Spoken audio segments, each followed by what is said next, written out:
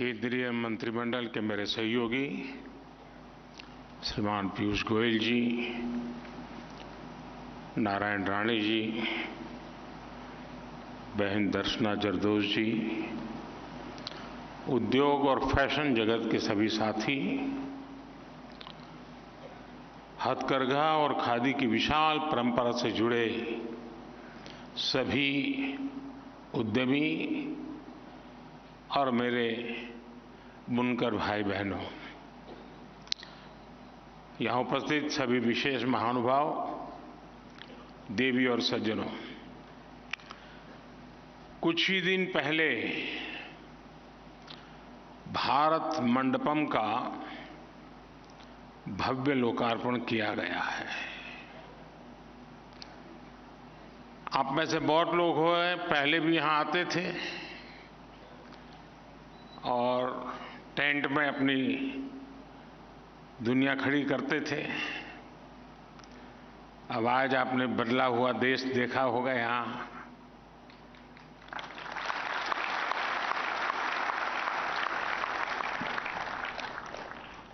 और आज हम इस भारत मंडपम में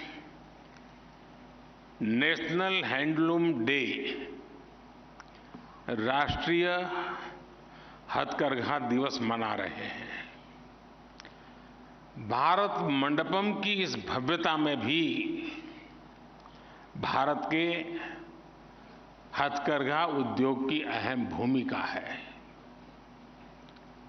पुरातन का नूतन से यही संगम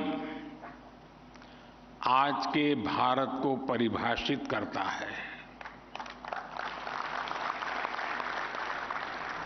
आज का भारत लोकल के प्रति वोकल ही नहीं है, बल्कि उसे ग्लोबल बनाने के लिए वैश्विक मंच भी दे रहा है। थोड़ी देर पहले ही मुझे कुछ बुनकर साथियों से बातचीत करने का अवसर मिला है। देश भर के अनेकों हैंडलूम क्लस्टर्स में भी हमारे बुनकर भाई बहन दूर दूर से यहाँ आए हैं, हमारे साथ जुड़े हैं। मैं आप सभी का इस विशाल समारोह में हृदय से स्वागत करता हूं। मैं आपका अभिनंदन करता हूं। साथियों, अगस्त का ये महीना क्रांति का महीना है। ये समय आजादी के लिए दिए गए हर बलिदान को याद करने का है। आज के दिन स्वदेशी आंदोलन की शुरुआत हुई थी। स्वदेशी का ये भाव सिर्फ विदेशी कपड़े के बहिष्कार तक सीमित नहीं था, बल्कि ये हमारी आर्थिक आजादी का भी बहुत बड़ा प्रेरक था। ये भारत के लोगों को अपने बुनकरों से जोड़ने का भी अभियान था। ये एक बड़ी वजह थी कि हमारी सरकार ने आज के दिन को नेशनल हैंडलूम डे के रूप में मनाने का फैसला लिया था। बीते वर्षों में भारत के बुनकरों के लिए, भारत के हैंडलूम सेक्टर के विस्तार के लिए अभूतपूर्व काम किया गया है। स्वदेशी को लेकर देश में एक नई क्रांति आई है। स्वाभाविक है कि इस क्रांति के बारे में लाल किले से चर्चा करने का मन होता है, और जब 15 अगस्त बॉल पास में हो तो स्वाभाविक मन करता है कि ऐसे विषयों की वहां चर्चा करूं। लेकिन आज देश भर के इतने बुनकर साथी जुड़े हैं, तो उनके समक्ष उनके परिश्रम से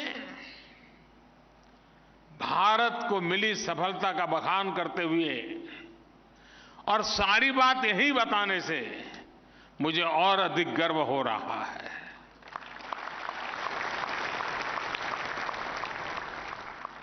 साथियों, हमारे परिधान, हमारा पहनावा हमारी पहचान से जुड़ा रहा है। यहां भी देखिए, भांति भांति के पहनाव, और देखते ही पता चलता है ये वहां से होंगे, वो यहां से होंगे, वो इस इलाके से आए होंगे। यानी हमारी एक विविधता हमारी पहचान है और एक प्रकार से हमारी विविधता को सेलिब्रेट करने का भी अवसर है।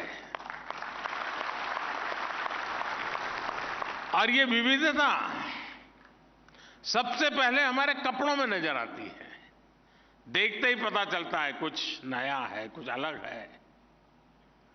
देश के दूर सुदूर क्षेत्रों में रहने वाले हमारे आदिवासी भाई बहन से लेकर बर्फ से ढके पहाड़ों तक विस्तार हुआ है वो लोग, तो दूसरी तरफ समुद्री तट से जिंदगी गुजारने वाले लोग, वहां से लेकर के मरुस्थल तक और भारत के मैदानों तक परिधानों का एक खूबसूरत इंद्रधनुष हमारे पास है।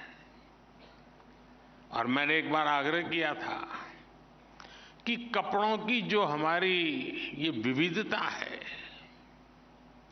उसको सूचीबद्ध किया जाए, इसका संकलन किया जाए। आज भारतीय वस्त्र शिल्प कोश के रूप में ये आज मेरा वो आग्रह यहां फलीभूत हुआ देख करके मुझे विशेष आनंद हो रहा है। साथियों, ये भी दुर्भाग्य रहा कि जो वस्त्र उद्योग पिछली शताब्दियों में इतना ताकतवर था, उसे आजादी के बाद फिर से सशक्त करने पर उतना जोर नहीं दिया गया। हालत तो ये थी कि खादी को भी मरणासन्न स्थिति में छोड़ दिया गया था। लोग खादी पहनने वालों को हीन भावना से देखने लगे थे। 2014 के बाद से हमारी सरकार इस स्थिति और इस सोच को बदलने में जुटी है। मुझे याद है, मन की बात कार्यक्रम के शुरुआती दिनों में ही मैंने देश से खादी का कोई ना कोई सामान खरीदने का निवेदन किया था। उसका क्या नतीजा निकला, इसके हम सभी साक्षी हैं। पिछले 9 वर्षों में खादी के उत्पादन में 3 गुना से अधिक की वृद्धि हुई है। खादी के कपड़ों की बिक्री भी 5 गुना से अधिक बढ़ गई है।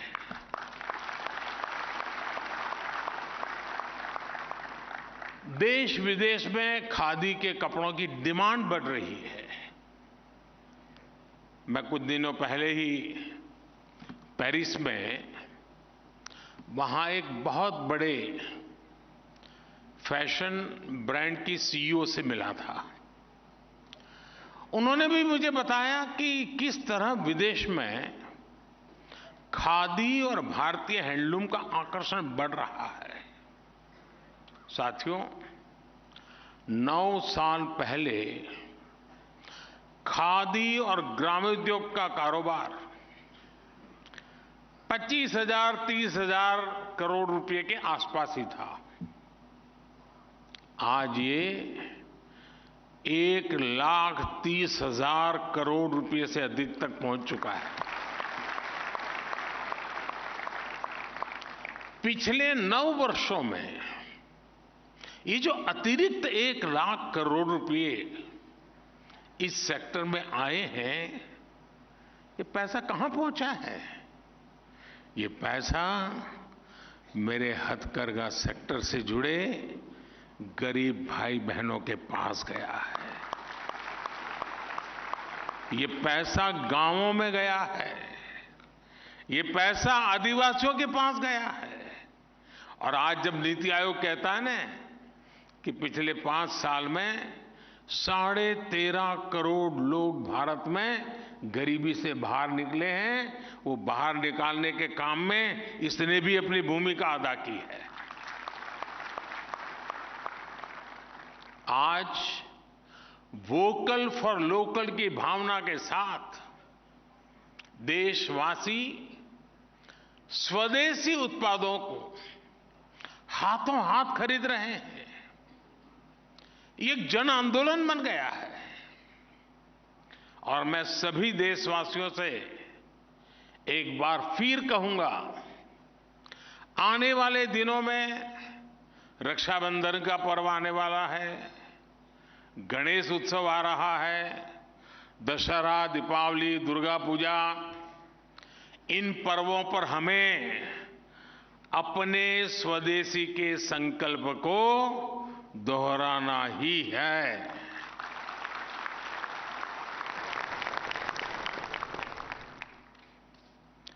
और ऐसा करके हम अपने जो हस्तशिल्पी हैं, अपने बुनकर भाई बहन हैं, हथकरघा की दुनिया से जुड़े लोग हैं, उनकी बहुत बड़ी मदद करते हैं। और जब राखी के त्योहार में, रक्षा के उस पर्व में मेरी बहन जो मुझे राखी बांधती है, तो मैं तो रक्षा की बात करता हूं, लेकिन मैं अगर उसको उपहार में किसी गरीब मां से हाथ से बनी हुई चीज देता हूं, तो उस मां की रक्षा भी मैं करता हूं।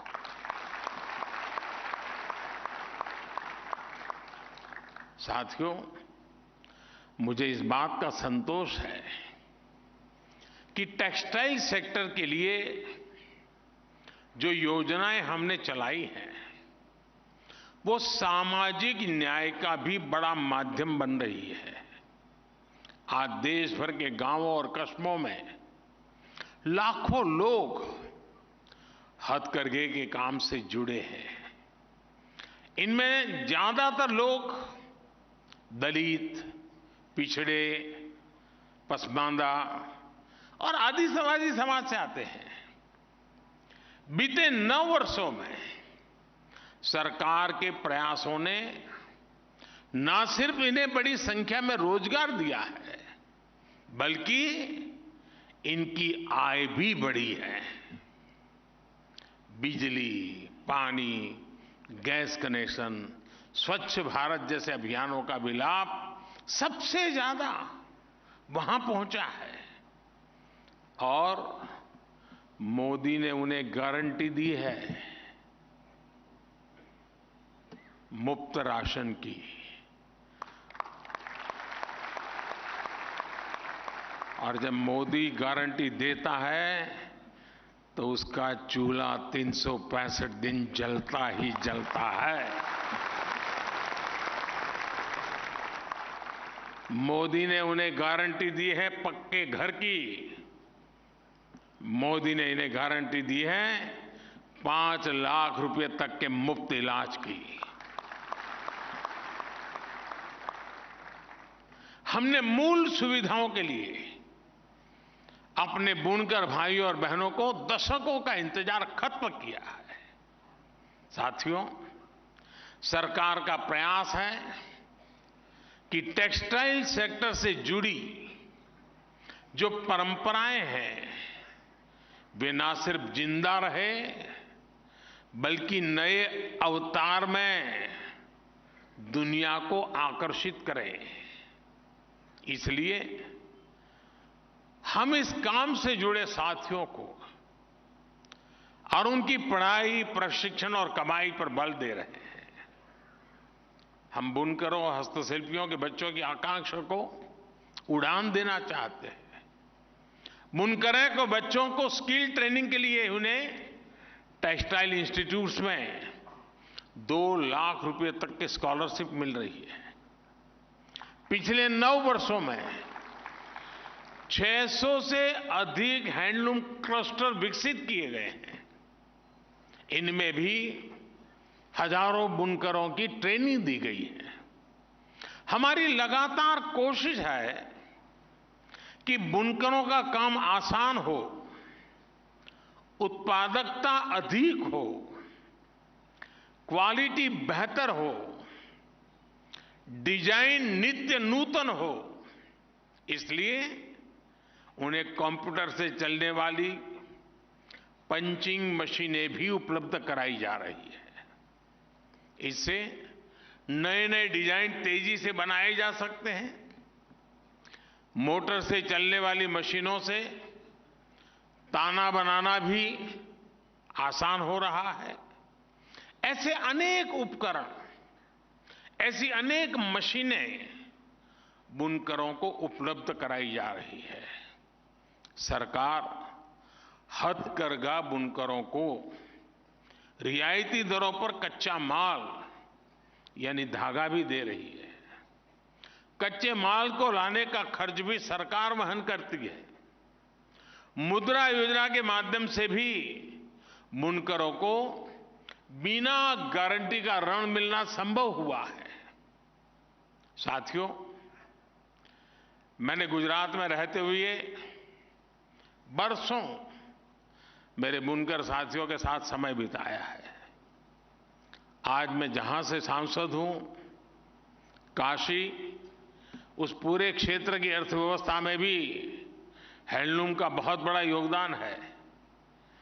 मेरी अक्सर उनसे मुलाकात भी होती है, बातचीत होती है, इसलिए मुझे धरती की जानकारी भी रहती है। हमारे बुनकर समाज के लिए एक बहुत बड़ी चुनौती रहा है कि वो प्रोडक्ट तो बना लेता है, लेकिन उसे बेचने के लिए उन्हें सप्लाई चेन की दिक्कत आती है, मार्केटिंग की दिक्कत आती है। हमारी सरकार उन्हें इस समस्या से भी बाहर निकाल रही है। सरकार हाथ से बने उत्पादों की मार्केटिंग भी जोर दे रही है। देश के किसी न किसी कोने में हर रोज एक मार्केटिंग एग्जीबिशन लगाई जा रही है। भारत मंडपम की तरह ही देश के अनेक शहरों में प्रदर्शनी स्थल आज निर्माण किए जा रहे हैं। इसमें दैनिक भत्ते के साथ ही निःशुल्क स्टॉल भी मुहैया कराया जाता है। और आज खुशी की बात है कि हमारी नई पीढ़ी के जो नौजवान हैं, जो नए नए स्टार्टअप्स आ रहे हैं, स्टार्टअप की दुनिया के लोग भी मेरे होनहार भारत के युवा हथकरघा से बनी चीजें, हस्तशिल्प से बनी चीजें, हमारे कॉटेज इंडस्ट्री से बनी चीजें, उसके लिए अनेक नई नई टेक्निक, नई नई पैटर्न्स, उसके मार्केटिंग की नई नई व्यवस्थाएं, अनेक स्टार्टअप्स आजकल इस दुनिया में आए हैं। और इसलिए मैं उसके भविष्य को एक नयापन मिलता हुआ देख रहा हूं। आज वन डिस्ट्रिक्ट वन प्रोडक्ट योजना के तहत हर जिले में वहां के खास उत्पादों को प्रमोट किया जा रहा है। देश के रेलवे स्टेशनों पर भी ऐसे उत्पादों की बिक्री के लिए विशेष स्टॉल बनाए जा रहे हैं। हर जिले के, हर राज्य के हस्तशिल्प, हथकरघे से बनी चीजों को प्रमोट करने के लिए सरकार एकता मॉल भी बनवा रही है। एकता मॉल में उस राज्य के हस्तकला उत्पाद एक छत के नीचे होंगे। इसका भी बहुत बड़ा फायदा हमारे हैंडलूम सेक्टर से जुड़े भाई बहनों को होगा। आप में से किसी को अगर गुजरात में स्टैच्यू ऑफ यूनिटी देखने का अवसर मिला होगा तो वहां एक एकता मॉल बना हुआ है। हिंदुस्तान के हस्तशिल्पियों द्वारा बनी हुई देश के हर कोने की चीज वहां उपलब्ध होती है। तो टूरिस्ट वहां जो आता है तो वो एकता का अनुभव भी करता है और उसको हिंदुस्तान के जिस कोने की चीज चाहिए वहां से मिल जाती है।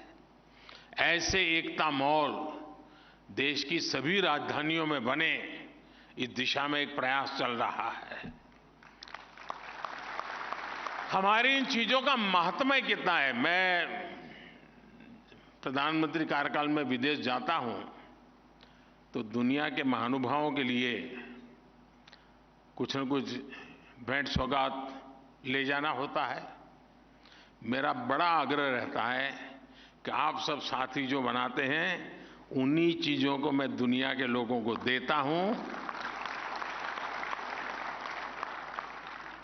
उनको प्रसन्न तो करते ही हैं जब उनको मैं बताता हूं कि मेरे फलाने इलाके के फलाने गांव के लोगों ने बनाई है, तो वो बहुत प्रभावित भी हो जाते हैं। साथियों, हमारे हैंडलूम सेक्टर के भाई बहनों को डिजिटल इंडिया का भी लाभ मिले, इसका भी पूरा प्रयास है। आप जानते हैं, सरकार ने खरीद बिक्री के लिए एक पोर्टल बनाया है, गवर्नमेंट ई मार्केट प्लेस, यानी जेम, GEM। जेम पर छोटे से छोटा कारीगर, शिल्पी, बुनकर अपना सामान सीधे सरकार को बेच सकता है। बहुत बड़ी संख्या में बुनकरों ने इसका लाभ उठाया है। आज हथकरघा और हस्तशिल्प से जुड़ी 2.25 लाख संस्थाएं जेम पोर्टल से जुड़ी हुई है। साथियों, हमारी सरकार अपने बुनकरों को दुनिया का बड़ा बाजार उपलब्ध कराने पर भी स्पष्ट रणनीति के साथ काम कर रही है। आज दुनिया की बड़ी बड़ी कंपनियां भारत के MSMEs, हमारे बुनकरों, कारीगरों, किसानों के उत्पादों को दुनिया भर के बाजारों तक ले जाने के लिए आगे आ रही है। मेरी ऐसी अनेक कंपनियों के नेतृत्व से सीधी चर्चा हुई है। दुनिया भर में इनके बड़े बड़े स्टोर्स हैं, रिटेल सप्लाई चेन है, बड़े बड़े मॉल्स हैं, दुकानें हैं। ऑनलाइन की दुनिया में भी इनका सामर्थ्य बहुत बड़ा है। ऐसी कंपनियों ने अब भारत के स्थानीय उत्पादों को विदेश के कोने कोने में ले जाने का संकल्प लिया है। हमारे मिलेट्स, जिसको हम अब श्री अन्न के रूप में पहचानते हैं, ये श्री अन्न हो, हमारे हैंडलूम के प्रोडक्ट्स हो, अब ये बड़ी इंटरनेशनल कंपनियां उन्हें दुनिया भर के बाजारों में लेके जाएगी। यानी प्रोडक्ट भारत का होगा, भारत में बना होगा,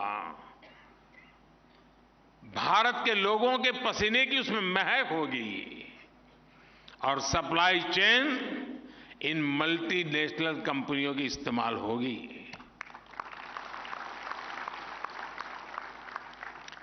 और इसका भी बहुत बड़ा फायदा हमारे देश के इस क्षेत्र से जुड़े हुए हर छोटे व्यक्ति को मिलने वाला है। साथियों, सरकार के इन प्रयासों के बीच आज मैं टेक्सटाइल इंडस्ट्री और फैशन जगत के साथियों से भी एक बात कहूंगा। आज जब हम दुनिया की टॉप 3 इकोनॉमीज में आने के लिए कदम बढ़ा चुके हैं, तब हमें अपनी सोच और काम का दायरा भी बढ़ाना होगा। हम अपने हैंडलूम, अपने खादी, अपने टेक्सटाइल सेक्टर को वर्ल्ड चैंपियन बनाना चाहते हैं, लेकिन इसके लिए सबका प्रयास जरूरी है। श्रमिक हो, बुनकर हो, डिजाइनर हो या इंडस्ट्री, सबको एक निष्ठ प्रयास करने होंगे। आप भारत के बुनकरों की स्किल को स्केल से जोड़िए, आप भारत के बुनकरों की स्किल को टेक्नोलॉजी से जोड़िए, आज हम भारत में एक नियो मिडिल क्लास का उदय होता देख रहे हैं। हर प्रोडक्ट के लिए एक बहुत बड़ा युवा कंज्यूमर वर्ग भारत में बन रहा है। ये निश्चित रूप से भारत की टेक्सटाइल कंपनियों के लिए एक बहुत बड़ा अवसर है।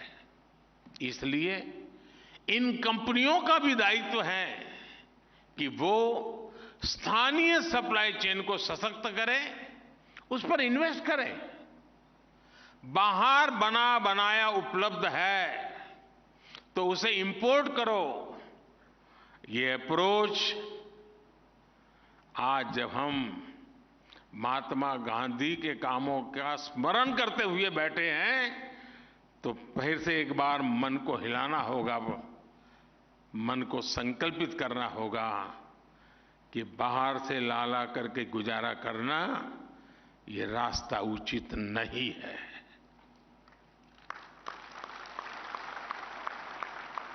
इस सेक्टर के महारथी ये बहाने नहीं बना सकते कि इतनी जल्दी कैसे होगा, इतनी तेजी से लोकल सप्लाई चेन कैसे तैयार होगी।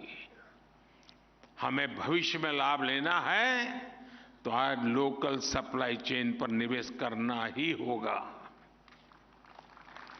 यही विकसित भारत के निर्माण का रास्ता है और यही रास्ता विकसित भारत के हमारे सपने को पूरा करेगा। 5 ट्रिलियन इकोनॉमी के सपने को पूरा करेगा। दुनिया के पहले 3 में भारत को जगह दिलाने का सपना पूरा होके रहेगा।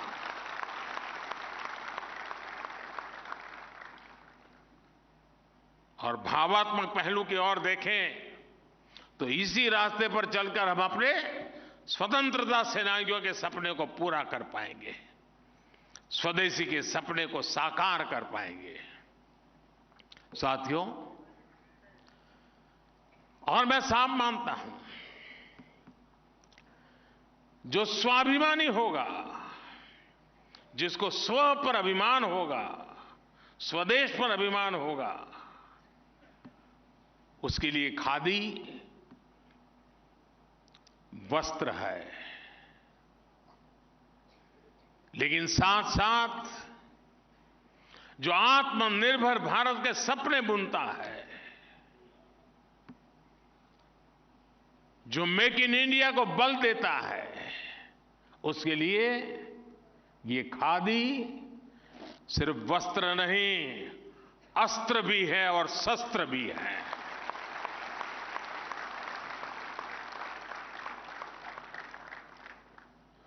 साथियों, आज से एक दिन बाद ही 9 अगस्त है।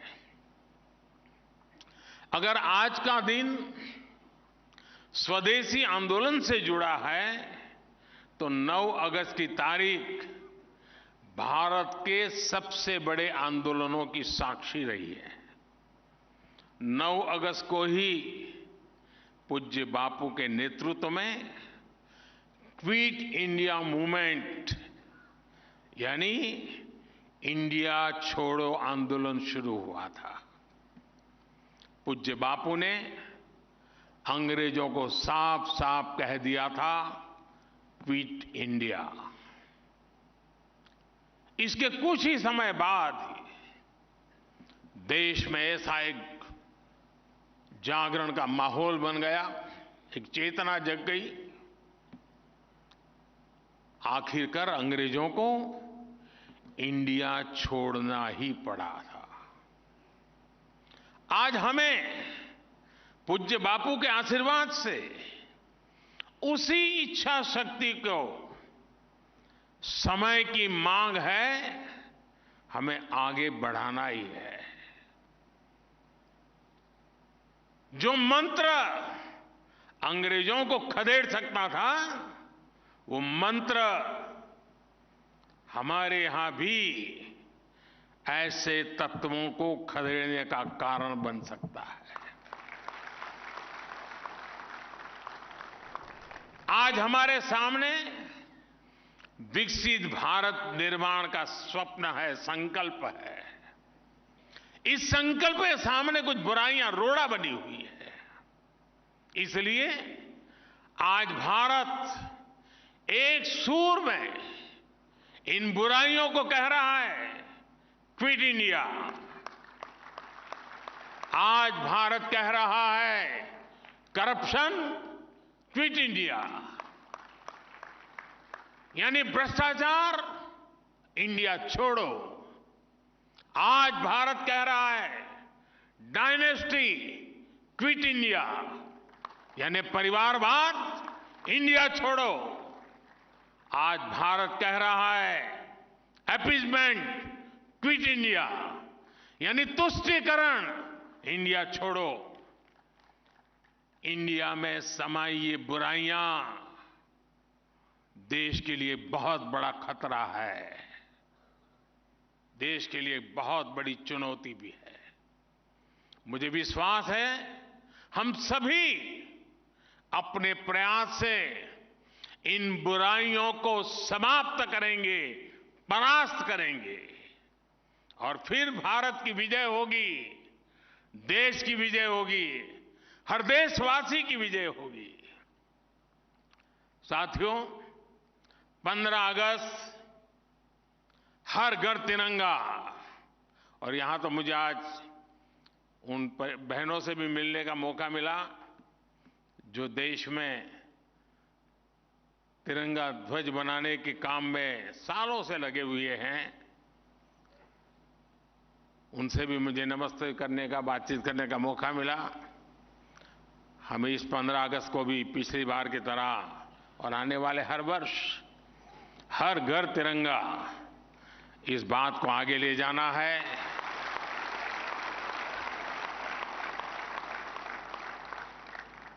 और जब छत पे तिरंगा लहराता है ना, तो सिर्फ वो छत पे भी नहीं लहराता है, मन में भी लहराता है। एक बार फिर आप सभी को नेशनल हैंडलूम डे की बहुत बहुत शुभकामनाएं देता हूं। बहुत बहुत धन्यवाद।